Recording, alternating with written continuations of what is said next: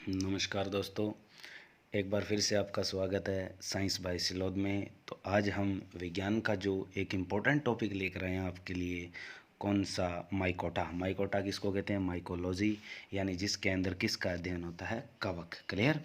तो आज का हमारा पहला प्रश्न है कि कवक का अध्ययन विज्ञान की किस शाखा में होता है? तो बहुत इंपॉर्टेंट है, सभी बच्चे अच्छी तरीके से जानते हैं कि माइकोटा, कवक का अध्ययन माइकोटा किंगडम से जुड़ा हुआ है।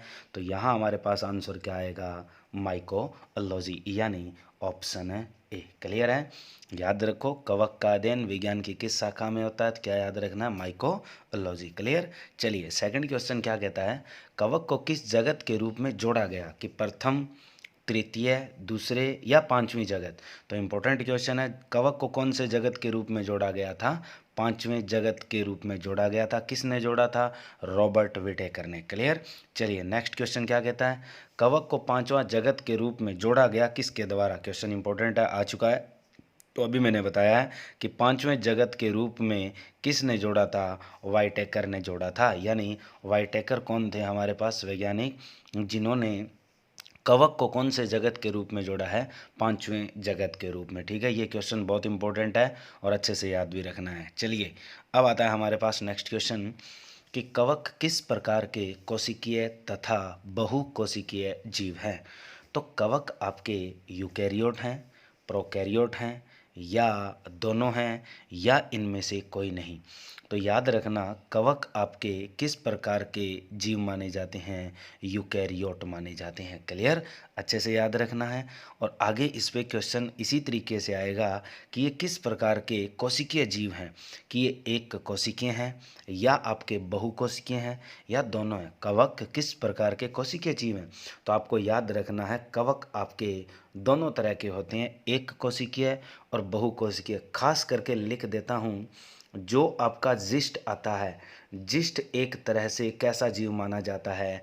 एक कोशिकीय। पढ़ते हो ना आप कि जिस्ट जो शराब, डबल रोटी इत्यादि बनाने में काम में लिया जाता है। दूसरा, किण्वन प्रक्रिया करके कार्बन डाइऑक्साइड जो शराब में बनती है उसे शुष्क बर्फ बनाने में भी प्रयोग किया जाता है। क्लियर? अच्छे से याद रखना। तो कवक किस प्रकार के कोशिकीय जीव हैं? दोनों, एक कोशिकीय यूनिसेल्युलर एंड बहुकोशिकीय मल्टी सेल्युलर। क्या आएगा? बोथ। क्लियर? चलिए, नेक्स्ट क्वेश्चन क्या कहता है कि कवक पोषण के आधार पर कितने प्रकार के होते हैं? जब पोषण की बात आती है तो आपसे ये पूछा जाता है कि वो आपके समयपोषी होते हैं, या आपके परपोषी होते हैं, या आपके मृतोपजीवी हैं, या आपके पास परजीवी हैं, या आपके पास सहजीवी हैं?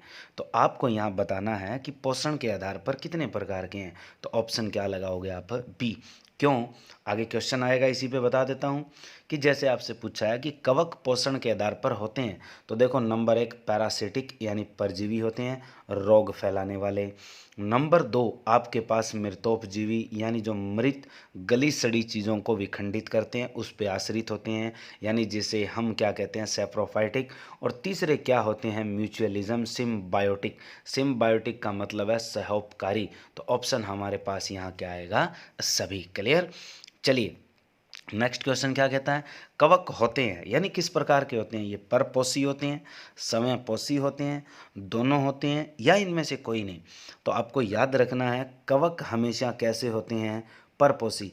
परपोषी की जगह कई बार शब्द आ जाता है इत्तरपोषी। ये भी आपको याद रखना है कि कवक आपके एक तरह से परपोषी होते हैं, हेटेरोट्रोप्स होते हैं, जिसका दूसरा नाम क्या हो सकता है? इत्तरपोषी। कई बार वो आपका एक शब्द और लिख देता है, विषम पोषी। तो ये भी आपको याद रखना है कि कवक आपके क्या हो सकते हैं? इत्तरपोषी, विषम पोषी, परपोषी, और इंग्लिश में बोलें तो क्या आएगा? हेटेरोट्रोप्स। क्लियर?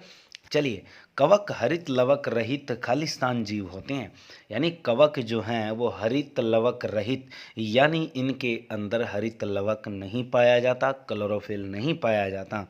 तो वो जीव हैं कैसे? ये आपके थैलस जीव हैं, समयपोषी हैं, निर्जीव है, या इनमें से कोई नहीं? तो आपको क्या याद रखना है? ये आपके थैलस जीव होते हैं। इंपॉर्टेंट क्वेश्चन है कि हमारे पास जो कवक हैं उनमें हरित लवक नहीं होता, नहीं होता तो वो कैसे जीव होते हैं? थैलस जीव होते हैं। क्लियर? चलिए, नेक्स्ट क्वेश्चन, कवक जो मृतोपजीवी होते हैं, जो मृतोपजीवी होते हैं वो इनमें से कौन से हैं? वो राइजोपस हैं, राइजोबियम है, पक्सिनिया है, या यह सभी हैं?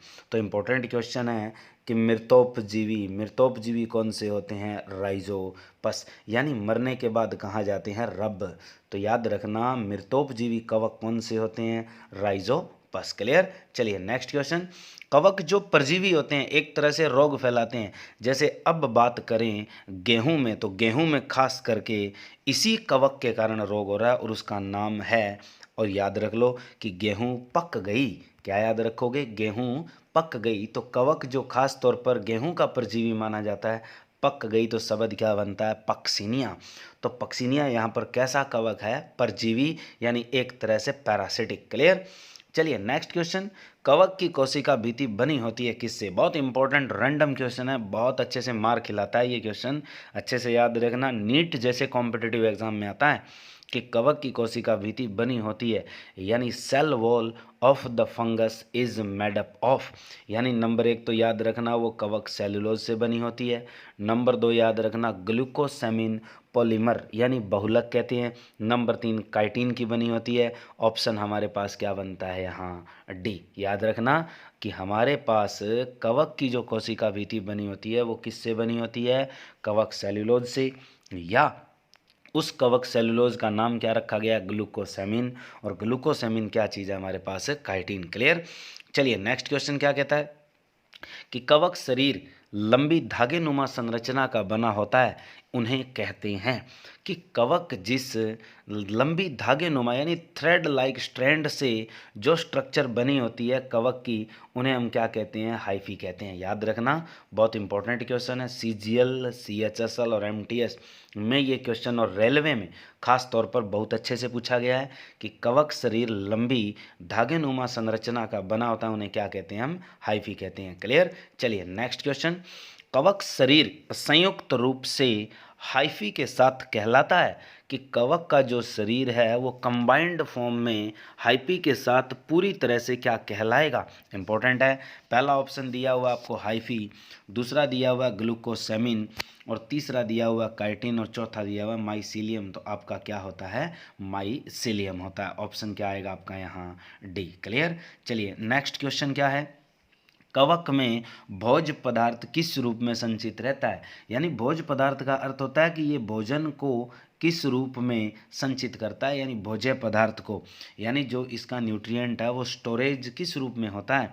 वो हाइफी में होता है, तेल बिंदु में होता है, ग्लाइकोजन में होता है, या बी एंड सी, यानी तेल बिंदु और ग्लाइकोजन दोनों में होता है। तो ऑप्शन क्या याद रखना आपको? दोनों में होता है। तेल बिंदु भी स्टोर करता है और नंबर 2 ग्लाइकोजन को भी स्टोर करता है। तो हमारे पास ऑप्शन क्या बनता है? D, B and C. Clear. चलिए नेक्स्ट क्वेश्चन। कवक में प्रजनन होता है, कौन सा प्रजनन होता है? लैंगिक यानी सेक्सुअल, अलैंगिक असेक्सुअल, कायिक यानी वेजिटेटिव। तो ऑप्शन क्या याद रखना है भाई? लैंगिक भी होता है, अलैंगिक भी होता है, और क्या होता है? वेजिटेटिव। तो ऑप्शन क्या लगाओगे आप? ये सभी। क्लियर। इंपॉर्टेंट क्वेश्चन है। चलिए नेक्स्ट क्वेश्चन। कवक में दो युग्मक यानी टू गैमेट्स अथवा दो केंद्रकों, दो केंद्रक का मतलब टू न्यूक्लियस का संयुग्मन, यानी एक तरह से क्या हो जाए? कनेक्टिविटी हो जाए तो प्रजनन होता है। कि कौन सा प्रजनन होता है हमारे पास? तो याद रखना मैंने आपको बताया है कि लैंगिक या अलैंगिक या क्या है? कायिक। तो क्या आएगा हमारे पास? सभी। चलिए नेक्स्ट क्वेश्चन क्या कहता है। कवक में नर जनांग कहलाता है कि वो पूदानी कहलाता है, सित्रीदानी कहलाता है, या वो दोनों कहलाता है, या वो आपका बीजांड कहलाता है। तो हमारे पास इनमें से ऑप्शन कौन सा होगा? तो नर जनांग को क्या कहते हैं? पूदानी कहते हैं। क्लियर। चलिए नेक्स्ट क्वेश्चन क्या है। कवक में मादा जनांग कहलाता है। तो कवक में जो मादा जनांग कहलाता है वो क्या कहलाता है आपके पास? पूधानी, सित्रीधानी, या दोनों, या बीजांड। तो आपके पास वो क्या कहलाता है? सित्रीधानी। की कवक में मादा जनांग क्या कहलाता है? सित्रीधानी। क्लियर। चलिए अब आता है जिस्ट में जनन होता है किस प्रकार की? लैंगिक होता है, अलैंगिक होता है, विखंडन होता है, या सभी? तो याद रखना जिस्ट में कौन सा जनन होता है? लैंगिक होता है। क्लियर। ऑप्शन क्या आएगा आपके पास? ए। अब कवक में विखंडन अथवा कलिकाओं द्वारा जनन होता है किस प्रकार? कि कवक में विखंडन अथवा कलिकाओं द्वारा जनन होता है वो किस प्रकार से होता है? तो याद रखना, विखंडन आ जाए या बट्स यानी जिसे हम क्या कहते हैं कलिका द्वारा, तो वो जनन कौन सा होता है? वेजिटेटिव। वेजिटेटिव है तो हमारे पास कौन सा आएगा यहाँ? कलिका के द्वारा, तो कायिक जनन। क्लियर? ऑप्शन क्या बनता है? सी। अब नेक्स्ट क्वेश्चन क्या कहता है? देखिए, कवक तथा शैवाल का संबंध कौन सा है? कि कवक तथा शैवाल का संबंध कौन सा है? तो हमारे पास कि वो परजीविता है, सहोपकारी है, मृतोपजीविता है या सभी है। तो कवक तथा शैवाल का जो संबंध है वो कौन सा होता है? सहोपकारी, जिसे हम एक तरह से म्यूचुअलिज्म कहते हैं कि दोनों एक दूसरे से संबंधित है। फिर आगे क्वेश्चन आएगा कि यह संरचना क्या कहलाती है? कि कवक तथा शैवाल की सहजीवी संरचना क्या है? कि कवक तथा शैवाल की सहजीवी संरचना क्या है? तो उसे हम क्या कहते हैं? लाइकेन। क्वेश्चन ऐसे भी पूछा जा सकता है कि कवक प्लस शैवाल, कवक प्लस शैवाल क्या होती है? लाइकेन। इंपॉर्टेंट क्वेश्चन है। फिर क्वेश्चन आता है लाइकेन किस काम में प्रयोग लाई जाती है? तो लाइकेन नंबर 1 तो प्रदूषक सूचकांक में भी काम आती है। याद रखना किस काम आती है? प्रदूषक सूचकांक यानी पॉल्यूशन इंडिकेटर। नंबर 2 लिटमस पत्थर बनाने के भी काम आती है। यानी किस लाइकेन से, आगे बताऊंगा कि किस लाइकेन से हम लिटमस पत्थर प्राप्त करते हैं, वो लिख देता हूं मैं यहाँ, रोसेला। और इसको याद रखने का तरीका क्या है कि भाई जब कोई देवता रूस जाता है तो लेट कर मनाया जाता है, किसके लिए? लाइक करने के लिए। तो रूसे देवता को लेट कर मनाना है, क्या है? लाइक करने के लिए। तो रोसेला किससे प्राप्त होता है? लाइकेन कौन सी? लिटमस। तो लिटमस पत्थर प्राप्त किया जाता है किस लाइकेन से? रोसेला से। तो लेट कर लाइक करवाना है रूसे को। क्लियर? तो याद रखो। नंबर 3 औषध बनाने में भी काम आता है। और नंबर 4 क्या आएगा? सभी। तो ऑप्शन क्या लगाना आपको? सभी। क्लियर? चलिए, लाइकेन किस प्रदूषित गैस का परीक्षण करती है? Sulphur dioxide, oxygen, nitrogen dioxide या सभी? तो हमारे पास लाइकेन जो प्रदूषित गैस है उसका कौन सी का करती है? सल्फर डाइऑक्साइड का करती है, यानी SO2 का। तो यानी आपसे बहुत इंपॉर्टेंट क्वेश्चन पूछा जाता है ये कि लाइकेन किस प्रदूषित गैस का परीक्षण करती है या किस प्रदूषित गैस का सूचकांक बताती है। और यह ऐसे पूछ ले कि लाइकेन किस प्रदूषित गैस के अक्षेत्र में पनपती नहीं है, यानी उगती नहीं है। तो लाइकेन किस इलाके में नहीं उगती है?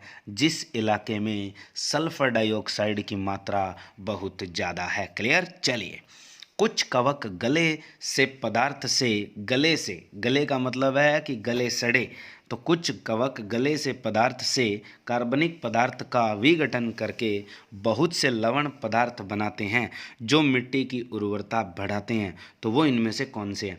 तो देखो, एक बात याद रखना, राइजोबियम है आपका, क्या है? जीवाणु, ये हो नहीं सकता। पक्सिनिया रोग कारक है, ये नहीं हो सकता। एक ऑप्शन लिखा हुआ है सभी, तो ये भी नहीं हो सकता। ऑप्शन क्या बचता है? सिर्फ राइजोपस। ठीक है? तो मिट्टी, भूमि ज़्यादा किसके पास है? राजा। तो क्या याद रखना, कौन सा कवक मिट्टी की उर्वरता को बढ़ाता है? तो क्या याद रखोगे?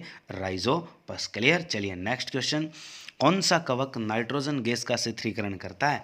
तो देखो, हमारे पास राइजोबियम तो है, जीवाणु। ये क्वेश्चन कभी लगा मत आना भी बच्चों कि जब क्वेश्चन किसका पूछ रहा है, वो फंगस यानी कवक का, और किसके बारे में पूछ रहा है? नाइट्रोजन के शीतलीकरण के बारे में। बहुत इंपॉर्टेंट क्वेश्चन है। तो उस केस में राइजोबियम का आंसर आप कभी चूज नहीं करके आओगे। क्यों? राइजोबियम आपका बैक्टीरिया है। नंबर 2 पक्सिनिया, वैसे नहीं हो सकता। क्यों नहीं हो सकता? पक्सिनिया एक परजीवी है। नंबर 3 गले सड़े पदार्थों पर डिपेंड करता है कौन? राइजोपस। तो ये ऑप्शन आपका नहीं हो सकता। ऑप्शन बचा डी, रोडोट्यूरेला बोलते हैं इसे, नाम लिखा हुआ है रोडोट्यूरेला। तो नाइट्रोजन गैस का शीतलीकरण करने वाला कवक कौन सा होता है भूमि में? रोडोट्यूरेला होता है। क्लियर? इंपॉर्टेंट क्वेश्चन है। चलिए, जो कवक गोबर पर उगते हैं उन्हें क्या कहा जाता है, यानी उन्हें कहा जाता है, जैसे क्या है कि आज के बच्चों को यानी लड़कियों को कह दे कि भी गोबर गेड़ना है, गोबर को देसी भाषा में क्या कहते हैं, पोटे, ठीक है। तो यानी क्या कहती है लड़कियां जवाब में कि कौन पड़ा है, ठीक है। कौन पड़े का मतलब क्या होता है, कोप्रोफिलस। क्या याद रखोगे कि जो कवक गोबर पर उगते हैं यानी पशुओं के गोबर पर उग जाते हैं उन्हें हम क्या कहते हैं, कोप्रोफिलस कहते हैं। क्लियर। चलिए नेक्स्ट क्वेश्चन, जो कवक बाल व नाखून पर उगते हैं उन्हें क्या कहा जाता है। भाई एक बात यहाँ से याद रखना कि बाल तथा नाखून में कौन सी प्रोटीन होती है, केराटिन होती है, ठीक है। तो केराटिन जो प्रोटीन होती है वो बाल और नाखून बनाती है, तो वैसा ही नाम है, क्या आएगा, केराटिनोफिलस। तो ऑप्शन क्या बनता है हमारे पास, सी। तो बाल व नाखून पर उगने वाले कवक कौन से होते हैं, केराटिनोफिलस। क्लियर। चलिए नेक्स्ट क्वेश्चन, अल्कोहल, डबल रोटी, शराब इत्यादि बनाने में प्रयुक्त किया जाता है किसे, कि हमारे पास अल्कोहल, डबल रोटी, शराब इत्यादि बनाने में प्रयुक्त किया जाता है किसे। यहाँ ये पूछा है कि किसका प्रयोग होता है, तो कई बच्चे क्या है कि यहाँ पर किण्वन को चूज करके आएंगे जो बिल्कुल एक तरह से रॉन्ग होगा। केराटिनोफिलस आपके क्या है, कवक जो बाल और नाखून में उगते हैं। राइजोपस जो क्या है कि मिट्टी की गली सड़ी हुई चीज़ों को क्या करता है, विखंडित करता है। तो ऑप्शन क्या बचता है आपके पास, ईस्ट। क्लियर। तो जीस्ट एक ऐसी चीज़ है जो अल्कोहल, डबल रोटी और किसके बनाने में काम आता है, शराब, यानी प्रयुक्त किया जाता है। क्लियर। और प्रक्रिया अगर कौन सी पूछे तो आंसर क्या लगाना है, किण्वन। क्लियर। चलिए अब आता है हमारे पास नेक्स्ट क्वेश्चन, पनीर बनाने में कौन से कवक का प्रयोग होता है। तो क्या याद रखना है, पन्नी पे अर्जी। क्या याद रखोगे, ट्रिक है ये, याद कर लेना, लिख भी लेना कि पन्नी पे अर्जी। पन्नी पे अर्जी का मतलब क्या हुआ कि पन्नी से याद होगा पनीर, पे से याद रखना है पेनिसिलियम, अर्जी से याद रखना है एस्परजिलस। तो हमारे पास नंबर 1 क्या दिया हुआ है, पेनिसिलियम, नंबर 2 क्या दिया हुआ है, एस्परजिलस, फिर ऑप्शन क्या बनता है, दोनों, यानी ए एंड बी। तो हमारे पास पनीर बनाने में कौन से कवक का प्रयोग होता है, पेनिसिलियम और एस्परजिलस का। क्लियर।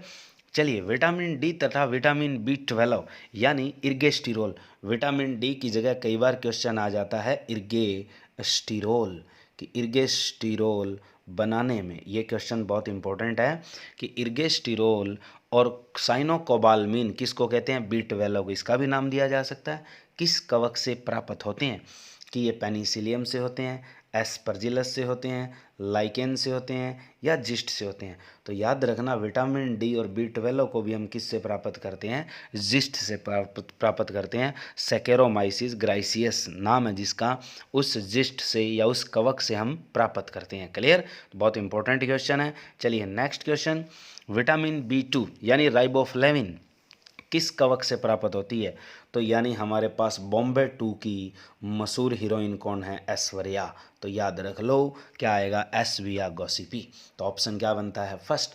तो विटामिन बी 2 किस कवक से प्राप्त होती है, तो बी 2 का मतलब बॉम्बे 2 की मस्त यानी जो फेमस हीरोइन है वो कौन सी है, ऐश्वर्या। तो क्या याद रखोगे, एस्विया, और पीछे क्या है हमारे पास, गॉसिपी। तो ऑप्शन क्या बनता है इसका, ए। क्लियर। चलिए नेक्स्ट क्वेश्चन, एमाइलेज एंजाइम किस कवक से प्राप्त होता है, एस्विया गोसिपी से, एस्परजिलस ओराइजी से, लाइकेन से या एर्गोट से। तो देखो एमाइलेज वर्ड जहाँ बनता दिख रहा है, एमाइलेज में पहला वर्ड जो एंजाइम जो आएगा वो ए से स्टार्ट होगा, तो ए से कौन सा हो रहा है, एस्परजिलस, और पीछे वर्ड क्या है, ओराइजी। तो एस्परजिलस ओराइजी से एमाइलाइज एंजाइम का प्रदान किया जाता है। क्लियर। चलिए नेक्स्ट क्वेश्चन, इन्वर्टेज एंजाइम किस कवक से प्राप्त होता है। इंपॉर्टेंट क्वेश्चन है, इन्वर्टेज हमेशा याद रखना किससे प्राप्त होता है, जिस्ट से प्राप्त होता है। फिक्स सिंपल सा क्वेश्चन है क्योंकि ईस की साउंड किससे निकल रही है, जिस्ट से निकल रही है। ठीक है। चलिए नेक्स्ट क्वेश्चन,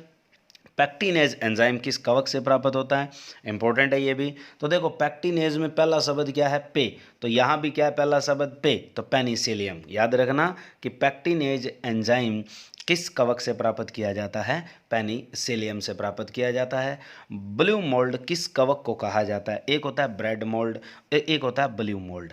यानी ब्रेड मोल्ड जो है वो राइजोपस को कहते हैं, ब्लू मोल्ड है वो हम पेनिसिलियम को कहते हैं। तो कैसे याद रखना है कि राजा ब्रेड मोड़ कर पिन से, तो पिन मोल्ड भी नाम होता है, कि क्या होता है, एक तो होता है ब्लू मोल्ड, एक होता है ब्रेड मोल्ड, नाम लिख देता हूँ, आगे आएगा क्वेश्चन।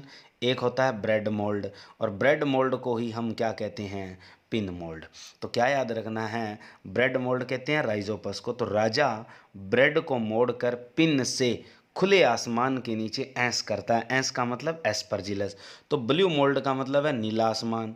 नीला आसमान के नीचे क्या कर रहा है, ऐस, यानी एस्परजिलस। तो यानी ब्लू मोल्ड किसे कहते हैं, आप एस्परजिलस को। नीला मोल्ड याद रखना है। और दूसरा आगे आएगा ब्रेड मोल्ड। ब्रेड मोल्ड का दूसरा नाम क्या याद रखना है, पिन मोल्ड। तो इसका क्वेश्चन क्या बनता है कि ब्रेड मोल्ड किस कवक को कहा जाता है। तो ब्रेड मोल्ड हम किसको कहेंगे, पेनिसिलियम को, राइजोपस को, एस्परजिलस को, या एसविया गॉसिपी को। तो हमारे पास क्या याद रखना है कि राजा ब्रेड मोड़ कर पिन से, याद रखना है ब्रेड मोड़ कर, तो ब्रेड मोल्ड, और दूसरा पिन से, तो पिन मोल्ड। दोनों किसको कहा जाता है, राइजोपस को कहा जाता है। क्लियर। आगे क्वेश्चन आता है कि जो कवक निमेटोडा का भक्षण करते हैं उन्हें कहा जाता है, कि जो कवक आपके निमेटोड का भक्षण, अब भक्षण करना क्या कहलाता है, प्रीडेटर। तो समझ गए होंगे, शब्द प्रीडिसियस बनता है इससे। तो भक्षण करने वाले हमारे कवक कौन से हैं, प्रीडिसियस कवक कहते हैं। ऑप्शन क्या बनेगा आपके पास, डी। क्लियर। चलिए नेक्स्ट क्वेश्चन, कि एफ्लाटॉक्सिन नामक पदार्थ किस कवक से प्राप्त किया जाता है। तो ये भाई खतरनाक चीज़ होती है, जलाशयों में या जहाँ पशु रहते हैं वहाँ पैदा होता है। तो एफ्लाटॉक्सिन नामक पदार्थ किस कवक से प्राप्त होता है, इंपॉर्टेंट क्वेश्चन है। तो देखो पहले दो शब्द उठा लो, ए और फै, ए फ्ला, ये दो शब्द उठा लो। तो ए से बनता है एस्परजिलस, और फला, फला से बनता है फ्लेव्स। याद रखो, इसी के अंदर आंसर छिपा हुआ है। एफ्लाटॉक्सिन नामक पदार्थ किस कवक से प्राप्त होता है। तो कैसे याद रखोगे, ए फला, तो ए से बनता है एस्परजिलस, फला से बनता है फ्लेव्स। तो ऑप्शन क्या आएगा हमारे पास, फर्स्ट। तो एस्परजिलस फ्लेव्स से कौन सा नमक पदार्थ बनता है, एफ्लाटॉक्सिन, जो एक तरह से जहर होता है जिससे पशुओं की मौत भी हो जाती है। क्लियर। चलिए, एफ्लाटॉक्सिन नामक पदार्थ कैसा है, आप पूछ लिया कि ये औषध है, ये आपका विसेला है, ये एंजाइम है, या ये लाइकेन है। तो क्या याद रखना है, ये एक पॉइजन है, विसेला पदार्थ होता है। क्लियर। चलिए, गर्भाशय के संकुचन के लिए किसका प्रयोग होता है, जो कवक से प्राप्त किया जाता है। इंपॉर्टेंट क्वेश्चन है कि गर्भाशय के संकुचन के लिए पसरव में भी प्रयोग होता है इसका। तो किस कवक से प्राप्त होता है, तो यानी कवक से प्राप्त होता है, किस रूप में होता है, कि एफ्लाटॉक्सिन होता है, एंजाइम होता है, लाइकेन होती है, या एर्गोट। तो क्या याद रखना है, एर्गोट होता है। ऑप्शन क्या आएगा आपका, बी। क्लियर। चलिए नेक्स्ट क्वेश्चन, वी बर्मी औषध यानी हालोसिनोजेनिक बोलते हैं इसे, क्या बोला जाता है, हालुसिनोजेनिक। कि वी बर्मी औषध प्राप्त की जाती है किस कवक से, तो इसका मतलब होता है हालोसिनोजेनिक औषध। और औषध कौन सी होती है, एलएसडी। यानी एलएसडी औषध किस से प्राप्त की जाती है, तो वो प्राप्त की जाती है क्लेवीसेप्स पेस्पेलाई से। याद रखना है, नीचे नाम, चौथा ऑप्शन है क्लेवीसेप्स पेस्पेलाई से कौन सी औषध मिलती है, एलएसडी। एलएसडी का पूरा नाम क्या होता है, लाइसर्जिक अमल डाइथाइलेमाइड। क्वेश्चन आता है ये कि वी बर्मी औषध है, यानी भ्रम पैदा करने वाली औषध है, तो क्या नाम है उसका, शॉर्ट नेम याद रखो, एलएसडी। एलएसडी की फुल फॉर्म क्या होती है, लाइसर्जिक अमल, फिर डी से बनता है डाइथाइलेमाइड। क्लियर। आगे नेक्स्ट क्वेश्चन क्या है, कौन से कवक सब्जी के रूप में प्रयोग होते हैं। तो हमारे पास कौन से कवक सब्जी के रूप में प्रयोग होते हैं। मैक्सिमम बच्चे क्या करते हैं, दौड़ मार के मशरूम के ऊपर क्लिक मार के आते हैं, जो एक तरह से 100% क्या हो जाएगा यहाँ इस क्वेश्चन के अंदर रॉन्ग। क्यों, दो ऑप्शन लिखे हुए हैं, एक तो लिखा हुआ है एगेरिकस, दूसरा लिखा हुआ है मोर्चेला। एगेरिकस छत्रक और मोर्चेला दोनों, एगेरिकस का दूसरा नाम क्या है, छत्रक है, मैंने ब्रैकेट नहीं लगाया। तो छत्रक और मोर्चेला, एगेरिकस छत्रक और मोर्चेला दोनों का प्रयोग हम किसके रूप में करते हैं, भोज्य पदार्थ यानी सब्जी के रूप में। मशरूम क्यों नहीं लिखा है यहाँ पर, क्योंकि कुछ मशरूम विषैले होते हैं, जहरीले होते हैं, पॉइजन वाले होते हैं, इसलिए सभी मशरूम का प्रयोग हम किस में नहीं करते, सब्जी में। तो यहाँ पूछा है कौन से कवक सब्जी के रूप में प्रयोग होते हैं, तो वो एगेरिकस छत्रक और कौन सा होता है, मोर्चेला। ऑप्शन क्या आएगा अपने पास, डी। क्लियर। चलिए नेक्स्ट क्वेश्चन, अब बात आती है कि कौन से कवक जहरीले होते हैं, उनकी ट्रिक दे रखी है मैंने, कि अम्मी लेट कर फ्लोर डांस करे लस्सी पीकर। कि अम्मी फ्लोर लेट कर फ्लोर डांस करे लस्सी पीकर। तो अम्मी से याद रखना है अमीनेटा, लेट कर से याद रखना है लैक्टोरियस, फ्लोर से याद रखना है फ्लोरोडान से फ्लोरिडिस, और लस्सी से याद रखना है ल्यूसीला। इन 4 पर बहुत बार एचटेट में, सीटेट ऐसे क्वेश्चन पेपर्स के अंदर कॉम्पिटिटिव एग्ज़ाम में ये क्वेश्चन बहुत बार उठ चुका है कि ऐसे कवक जो जहरीले होते हैं, मैंने बता दी ट्रिक कि अम्मी लेट कर फ्लोर डांस करे लस्सी पीकर, तो ये शब्द काट दो, करे और क्या है पीकर शब्द काट दो। बचता हमारे पास है अम्मी, अम्मी से याद रखोगे अमीनेटा, लेट कर से लैक्टोरियस, फ्लोर डांस से याद रखोगे फ्लोरिडिस, लस्सी से याद रखोगे ल्यूसीला। क्लियर है? अच्छे, अब चलते हैं आगे। कवक द्वारा मनुष्य में होने वाले रोग की ट्रिक देख लो कि गंजा एथलीट खजा दादा के फूट में। कई बच्चे याद रखते हैं कि गंजा दामाद खाए फ्रूट, वो भी अच्छी बात है, मैंने अपनी तरफ से बनाई है भाई कि गंजा एथलीट खजा दादा के फुट में। तो गंजा से गंजापन, एथलीट फुट, खजा से खाज, दा से दाद, और दा से क्या है दमा। अब इनके ऊपर एक क्वेश्चन आता है कि गंजापन किससे होता है, यूं पूछ ले तो जैसे ऑप्शन लिखा हुआ होगा एक फफूंद या फफूंदी, तो ये भी ऑप्शन बनता है। दूसरा लिख दे क्या कवक, तीसरा लिख दे क्या फंगस। तो ऐसे शब्द दिए होते हैं, हमें याद रखने हैं कि जैसे इनके बारे में पूछे कि गंजापन, एथलेट फुट, खाज या दाद या दमा ये किस किस से होते हैं, तो एक शब्द दिया हो सकता है फंगस, दूसरा दिया हो सकता है फफूंद, तीसरा दिया हो सकता है कवक। क्लियर? तो हमारे पास ये ऑप्शन बनते हैं किस से जुड़े हुए, जो हमारे शरीर में ये रोग पैदा करते हैं। क्लियर? चलिए अब इनके बारे में मैं कवक बता देता हूँ कि किस कवक से आपका गंजापन होता है। तो याद रखो कि जो गंजापन आपके पास, बता देता हूँ, एक सेकंड रुकिए, कि गंजापन, तो जो हमारे पास गंजापन है वो हमारे किस से होता है। तो गंजापन आपका किससे होता है? याद रखो कि गंजापन हमारे शरीर में सर पर बाल उड़ा देता है, किसके कारण? तो कैसे याद रखोगे? गंजे को नहाने के लिए पानी चाहिए कितना? 3 कप। तो याद रखोगे टीनिया।